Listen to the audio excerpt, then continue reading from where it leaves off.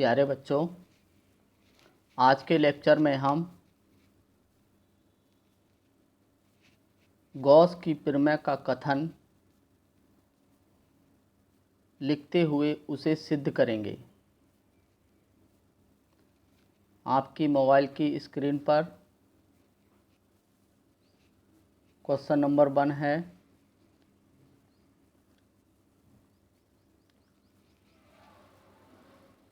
देखिए, सबसे पहले गॉस की प्रमेय को सिद्ध करने के लिए हमें एक गॉसियन पृष्ठ की आवश्यकता होती है। गॉसियन पृष्ठ है क्या? यह एक काल्पनिक बंद पृष्ठ है। बंद पृष्ठ से मतलब इस प्रकार से है कि मान लीजिए आपने एक बॉक्स लिया या फुटबॉल है, उसके अंदर यदि हम कोई बल्ब जलाते हैं तो वह चारों ओर से बंद हो। जो हमने स्फीयर है, फुटबॉल है, बॉक्स लिया है, उसके अंदर हमने बल्ब रखा है, तो बल्ब का प्रकाश बेटा चारों ओर नहीं फैलना चाहिए, उसी बॉक्स के अंदर रहना चाहिए। इस प्रकार के पृष्ठ को हम बंद पृष्ठ कहेंगे। इसे फिजिक्स की लैंग्वेज में हम गॉसियन पृष्ठ का नाम देते हैं।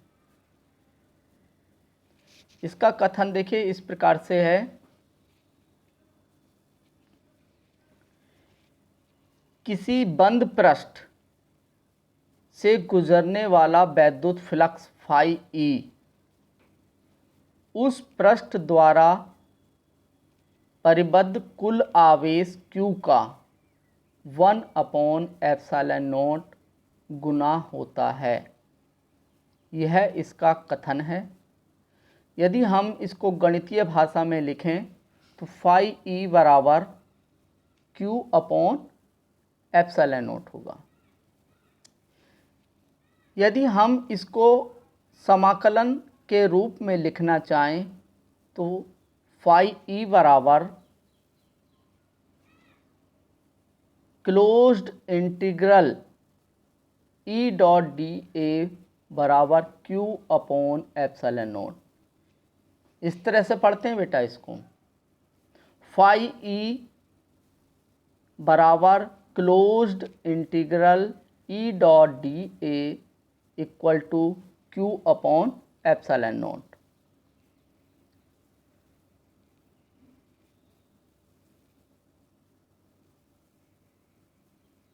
अब देखिए, ε0 यहाँ पर निर्वात की वैद्युतशीलता है। जो हमारे पृष्ठ रखा हुआ था उसके चारों ओर का जो माध्यम है उसकी निर्वात की वैद्युतशीलता ε0 है। अर्थात ε0 का मतलब जो माध्यम है हमारा वह वायु लिया गया है, निर्वात लिया गया है। अब इसको सिद्ध करने के लिए हमने मान लिया कि एक +Q आवेश रखा हुआ है। इस +Q आवेश के कारण हम वैद्युत क्षेत्र की तीव्रता निकालना चाहते हैं। तो हम इसके लिए क्या करेंगे, सर्वप्रथम एक गॉसियन पृष्ठ का निर्माण करते हैं। देखिए, गॉसियन पृष्ठ मैंने यहाँ पर डैश डैश से दिखाई है। यह स्फीयर के रूप में लिया है। +Q आवेश के चारों ओर वैद्युत बल रेखाएं होंगी, चारों दिशा में। मान लीजिए कि इस O बिंदु से, इसके सेंटर से, इसके केंद्र से R दूरी पर एक छोटा सा सूक्ष्म मैंने ds क्षेत्रफल का अवयव लिया है, यहाँ पर दिखाया है। Z एक सूक्ष्म क्षेत्रफल अवयव है, बहुत छोटा सा है। प्यारे बच्चों, अब हमें यहाँ पर क्या चीज़ निकालना है? वैद्युत फ्लक्स। तो वैद्युत फ्लक्स के लिए हमें दो चीज़ों की आवश्यकता होती है, एक इलेक्ट्रिक फील्ड वैद्युत क्षेत्र और दूसरा क्षेत्रफल वेक्टर। यहाँ पर हम देख रहे हैं कि जो वैद्युत क्षेत्र है उसकी डायरेक्शन जो है, उसकी दिशा त्रिज्यता बाहर की ओर है, इधर साइड में दिखाया गया है। और जो हमारा ये सूक्ष्म अवयव था, इसका जो क्षेत्रफल वेक्टर है वह भी इसी दिशा में है। तो इन दोनों के बीच का जो कोण होगा थीटा, वह 0 होगा।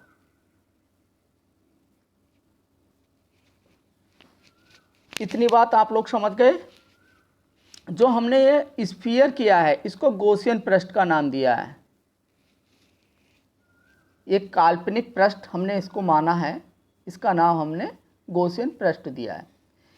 चूंकि यह गॉसियन पृष्ठ गोलाकार है, इसलिए इसका जो क्षेत्रफल होगा वह 4πr² होगा।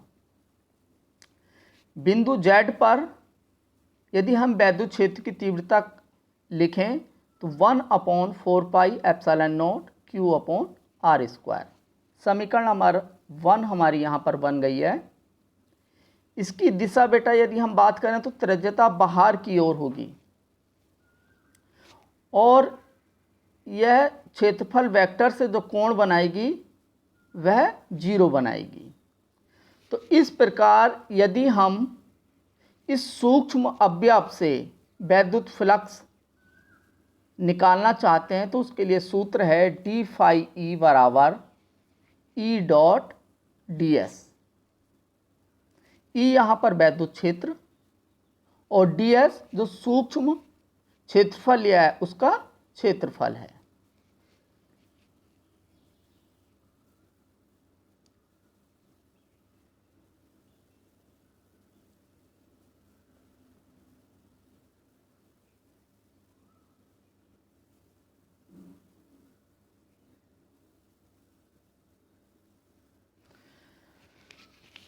अब नेक्स्ट पेज पर प्रश्न नंबर 2 पर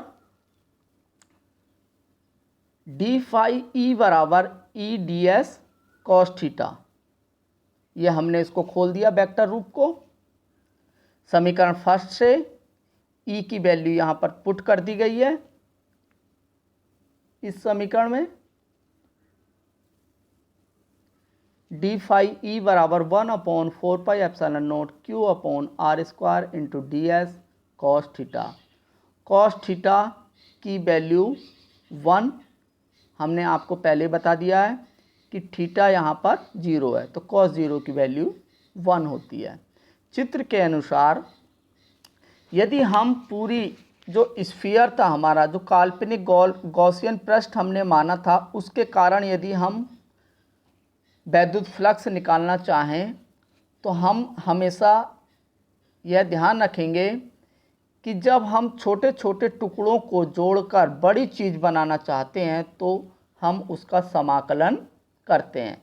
समाकलन का मतलब यदि हम समझें तो इसका मतलब होता है जोड़ना। छोटी छोटी चीज़ों पर कैलकुलेशन करके हम इसको बड़ी चीज़ में अप्लाई कर देते हैं। तो इस प्रकार से हमने इस समीकरण का, जो ये समीकरण थी d phi e बराबर 1/4πε0 Q/r² ds cos थीटा, इसका समाकलन कर दिया। तो हमारा जो पूरा पृष्ठ था उसके कारण वैद्युत फ्लक्स निकल जाएगा। यहाँ पर देखिए phi e बराबर Q/4πε0 r² क्लोज्ड इंटीग्रल, चूँकि बंद पृष्ठ है इसलिए हमने सर्किल बनाया है समाकलन के ऊपर, इसलिए इसको क्लोज्ड इंटीग्रल ds पढ़ेंगे। संपूर्ण पृष्ठ, अब देखिए यहाँ पर दो चीज़ें थी बेटा, q यहाँ पर कांस्टेंट है इसलिए समाकलन से बाहर आ सकता है, 4πε0 कांस्टेंट है ये भी बाहर आएगा। और जो हमारा गॉसियन पृष्ठ की त्रिज्या थी वह भी बाहर आ गई है, तो इसलिए यह भी कांस्टेंट है। संपूर्ण पृष्ठ के क्षेत्रफल की बात करें तो वह है 4πr², यहाँ दिखाया गया है। नेक्स्ट चलते हैं। उपरोक्त समीकरण का मान हमने इस समीकरण में पुट कर दिया है।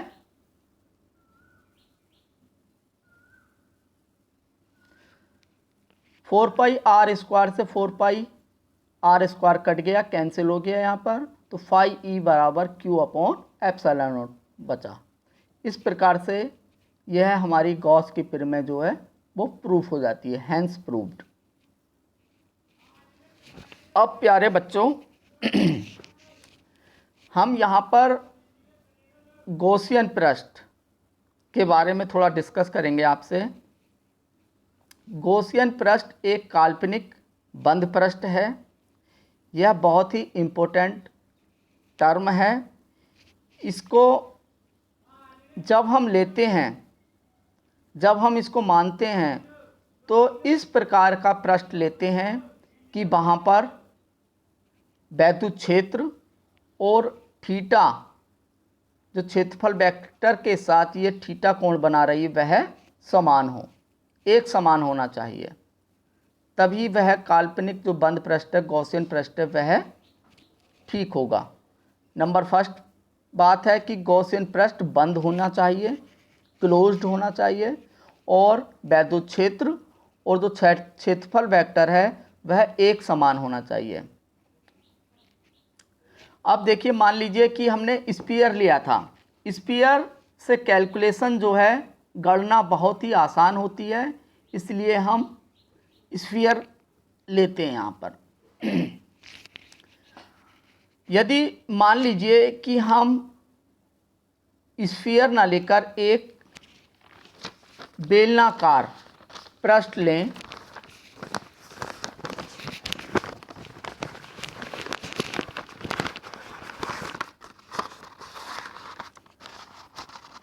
बेलनाकार पृष्ठ लें, तब क्या होगा? तब देखिए बेटा, ये हमने एक गॉसियन पृष्ठ लिया है बेलनाकार। अभी हम स्फीयर की बात कर रहे थे, अब हम बेलनाकार की बात कर रहे हैं। मान लीजिए कि ये बेलन है, तो इसके कितने पृष्ठ होंगे? मान लीजिए इसके अंदर हमने एक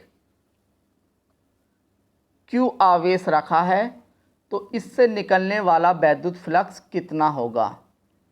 तो वैद्युत फ्लक्स निकालने के लिए हमें इस पर यह देखना है कि इसके कितने पृष्ठ हैं। सबसे पहली बात तो इसका ये वाला जो पोर्शन है ये वक्र पृष्ठ है, तो यहाँ पर वैद्युत क्षेत्र, इसके अंदर जो वैद्युत आवेश रखा हुआ है उसके कारण वैद्युत क्षेत्र की डायरेक्शन इस डायरेक्शन में होगी। ठीक बेटा, और ये वक्र पृष्ठ है, इसका जो क्षेत्रफल वेक्टर होगा वह इस डायरेक्शन में होगा। तो इस वक्र पृष्ठ से यदि हम वैद्युत फ्लक्स का मान निकालना चाहेंगे, तो इस वैद्युत फ्लक्स के कारण जो ये वक्र पृष्ठ था, इसके कारण जो क्षेत्रफल वेक्टर बना वो इधर की ओर है, और जो वैद्युत क्षेत्र है वह इधर की ओर। तो दोनों के बीच का एंगल जो है, कोण जो है, वह 90 डिग्री है। तो कॉस थीटा की वैल्यू 90, कॉस 90 की वैल्यू होती है 0। तो इस प्रकार इस वक्र पृष्ठ से निकलने वाला वैद्युत फ्लक्स का मान 0 होगा। यदि हम इस क्रॉस सेक्शन की बात करें, तो इसका जो क्रॉस सेक्शन का क्षेत्रफल वेक्टर होगा वह इस डायरेक्शन में होगा, और जो वैद्युत क्षेत्र हमने बताया था वह बाहर की ओर है। दोनों के बीच का कोण 0 है, तो cos 0 की वैल्यू 1 होती है। यहाँ से वैद्युत फ्लक्स निकलेगा। इसी प्रकार ये वाला इसका एक क्रॉस सेक्शन है, यहाँ से भी वैद्युत फ्लक्स निकलेगा। इस प्रकार हमने देखा कि जो बेलनाकार पृष्ठ होता है उसके वक्र पृष्ठ से निकलने वाला वैद्युत फ्लक्स 0, और जो क्रॉस सेक्शन है स्फीयर के आकार का वहाँ से विद्युत फ्लक्स निकलेगा। होमवर्क के रूप में मैंने आपको यहाँ पर दिया है, गॉस की प्रमेय का प्रयोग करते हुए किसी बिंदु आवेश के कारण r दूरी पर विद्युत क्षेत्र की तीव्रता का सूत्र निकालो।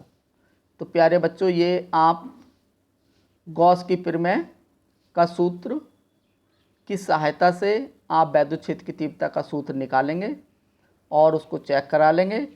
कल जो मैंने आपको होमवर्क दिया था उसको मैं आज चेक कर लूँगा और मैं आपको रिप्लाई कर दूँगा। Okay, thank you.